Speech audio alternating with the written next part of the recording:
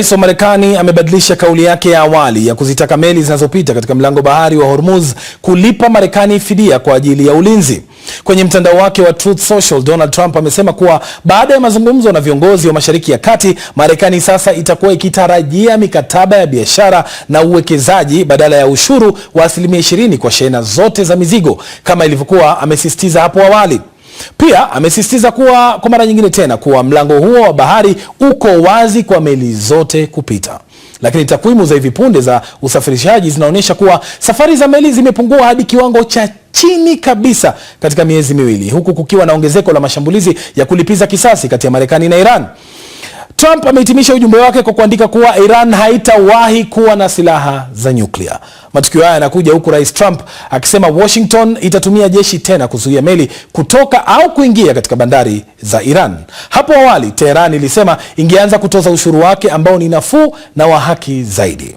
Wakati huo vyombo vya habari vya serikali ya Iran vinasema makombora ya Marekani yamepiga miji ya bandari ya Bushehr na Bandar Abbas, huku Marekani na Iran zikipigania udhibiti wa mlango bahari wa Hormuz. Haya yanajiri kufuatia usiku wa 3 mfululizo wa mashambulizi ya kulipiza kisasi, hali inayozidisha hofu ya kurejea kwa mapigano kamili ya kijeshi. Jeshi la Marekani linasema ndege zake zililenga mifumo ya ulinzi wa pwani, vituo vya makombora, maeneo ya ndege zisizo na rubani na maeneo mengine ya kijeshi ya Iran. Wakati huo Iran inasema kuwa imeshambulia meli 2 kubwa za mafuta katika mlango bahari wa Hormuz na kuziharibu kabisa. Mfanyikazi mmoja katika meli aliuawa na wengine 8 kujeruhiwa. Tehran pia inadai kuwa ilishambulia kambi za kijeshi za Marekani nchini Bahrain. Aidha, Iran pia inasema ilirusha makombora ya kibalistiki kwenye kambi ya jeshi la wanaanga ya Marekani nchini Jordan, ingawa mamlaka za Jordan zinasema makombora hayo yalitunguliwa. Mwandishi wetu Barbara Plett Asha ana maelezo zaidi. Swala hapa sasa ni mzozo kuhusu jinsi mlango bahari wa Hormuz unavyosimamiwa. Wakuu wa Iran wanajiona kuwa ni wasimamizi wa mlango huo. Wamesema kuwa kuna njia maalum wanayotaka meli zipite. Wamezungumza kuhusu kutoza ada na wamekuwa wakizishambulia meli zinazotumia njia tofauti. Na viongozi wa Marekani hawajajiandaa kabisa kukabili mamlaka ya Iran juu ya mlango huo, hasa kwa sababu Iran ikiwa na nguvu hiyo ya ushawishi inaweza kuvuruga uchumi wa dunia wakati wowote. Na tumeona aina fulani ya ongezeko la makusudi la uhasama katika wiki iliyopita. Tusalie Mashariki ya Kati ambapo katika muda wa miaka miwili ambapo Israel imekabiliana kivita na Iran na washirika wake katika eneo hilo, raia wengi nchini Israel walikuwa na matumaini makubwa kwamba shinikizo hilo la kijeshi lingepunguza nguvu ya utawala wa Tehran na kuleta mabadiliko. Lakini mkataba mpya kati ya Iran na Marekani sasa unazoa hofu nchini Israel kwamba adui wake mkubwa huenda akapata nguvu kubwa zaidi kuliko ilivyokuwa hapo awali. Wengi wanamlaumu Waziri Mkuu Benjamin Netanyahu, kama anavyoeleza mwandishi wetu G.R. Gol katika taarifa inayowasilishwa na Ahmed Bahaj. Viungani mwa mji mkuu Tel Aviv, naungana na mcheza santuri yani DJ ambaye atanipeleka kukutana na kundi la vijana wa Israeli waliokumbwa na vita kwa miaka miwili sasa. Ameshuhudia maelfu ya mashambulizi ya makombora na ndege zisizo na rubani kutoka Iran na washirika wake katika ukanda huu wa Mashariki ya Kati. Wakati wa vita, japo hali ilikuwa ngumu, nilihisi moyoni, na ni jambo ambalo Waisraeli wengi wanalihisi. Tulihisi pia uchungu ambao wa Iran wanapitia mikononi mwa mamlaka za nchi hiyo, na tukaamua kwenda kwa makazi ya wanaohitaji msaada na kuendelea kuwatembelea mara kwa mara. Na huenda haijulikani kwamba hata nyumba yetu huenda ikashambuliwa na kuharibiwa na makombora. Lakini ikiwa kumalizwa kwa mamlaka ya Kiislamu ndio jambo ambalo litaleta amani ya kudumu duniani, basi... Mwezi mmoja uliopita, serikali za Washington na Tehran zilitia saini mkataba wa makubaliano ambao wengi wanaamini utaboresha pakubwa uchumi wa Iran na nguvu zake za kijeshi, hali ambayo inatishia usalama wa Israeli.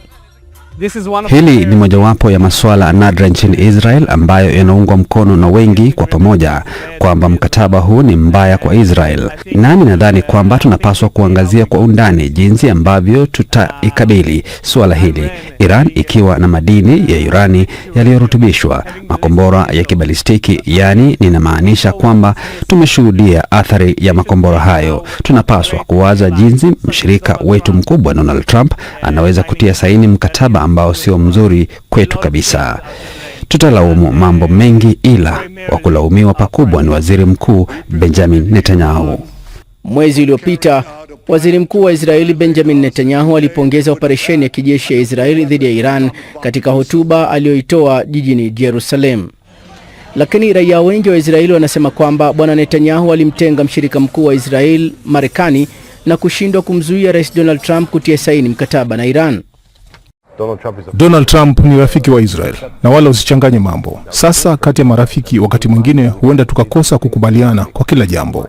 Huenda pia tukayapa masuala tofauti kipaumbele tofauti na walivyofanya marafiki wetu. Watu wengi hapa Israeli wanautazama uongozi wa Iran kama tishio kubwa kwa nchi yao.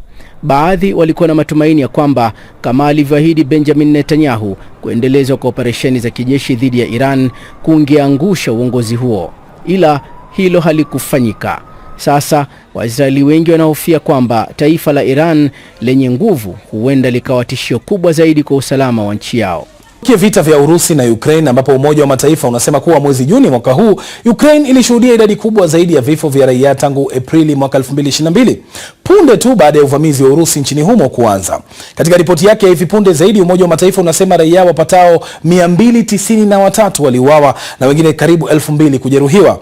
Mauaji mengi zaidi yalisababishwa na silaha za masafa marefu zikiwemo makombora na ndege zisizo na rubani.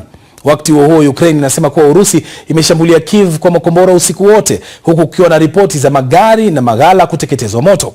Mashambulizi haya yanafanyika chini ya saa 24 tu baada ya Ukraine na mataifa 9 ya magharibi kukubaliana kuunda mfumo mpya wa kinga ya angani dhidi ya makombora ya kibalistiki. Huenda hatua hiyo ikatoa njia mbadala na za gharama ndogo kwa Kiev ikilinganishwa na mfumo wa Marekani wa Patriot wa kuzuia mashambulizi. Hii leo Rais Volodymyr Zelensky ameungana na viongozi wa Ulaya jijini Paris wakati Ufaransa ikiadhimisha siku yake ya kitaifa. Rais wa Ufaransa Emmanuel Macron anaongoza gwaride la kijeshi kwa mara yake ya mwisho kama rais. Maelfu ya wanajeshi ikiwemo wanajeshi kutoka Ukraine wanashiriki katika gwaride hilo. Ofisi ya Macron inasema onyesho hilo linanuiwa kuonyesha nguvu za kijeshi za Ufaransa na mwamko wa kimkakati wa bara Ulaya. Mwandishi wa BBC James Waterhouse ana taarifa zaidi. Rais Zelensky yuko hapa na mke wake Olena Zelensky pamoja na wanajeshi wa Ukraine. Walishangiliwa walipokuwa wakiwasili. Wanawakilisha watu waliopitia hali ngumu zaidi ya vita barani Ulaya, kama sio duniani kote. Nadhani kwa Ufaransa hii inamaanisha mambo mawili. Ndiyo, ni sherehe ya kihistoria na ya maadili yake kama taifa na tamaduni zake.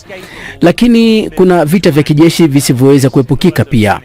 Kwa maneno ya Rais Emmanuel Macron, ni ujumbe pia kwa maadui kwamba Ufaransa ina nguvu na kwamba Ulaya iko tayari kutoa usalama. Kuhusu jinsi nchi hizi zinaweza kufanya hivyo bado ni mjadala, kwa sababu pia zinajaribu kuonyesha Marekani, ambaye alikuwa mshirika wake wa karibu, ambaye sasa hazingatii sana masuala ya usalama wa Ulaya. Haya yanahusu kile ambacho Ufaransa na Uingereza na washirika wa Ulaya wanajaribu kusema kwamba, tazama, tuna uwezo na nia kujitunza katika hali ya usalama ili kuunga mkono Ukraine kwa muda mrefu.